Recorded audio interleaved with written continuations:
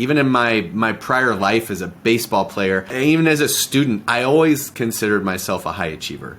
And I think a lot of us in this space are of a similar mindset.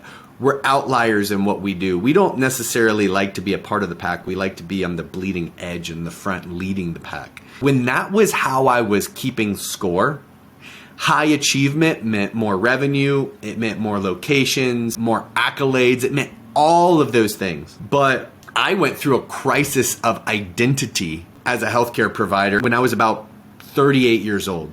I realized that validation of my business wasn't the way that I wanted to really be keeping score in my life. I recognized how along my journey in putting so much of my energy and my effort towards my business and not towards my family, that I had created what was almost an insurmountable gap in my relationship with my wife and in my relationship with my children. Thankfully, it wasn't completely insurmountable, and I was able to bridge that gap and mend my relationships and really become the man and the father and the leader inside my home that I wanted to be, the same way that I had been the leader I wanted to be inside of my business.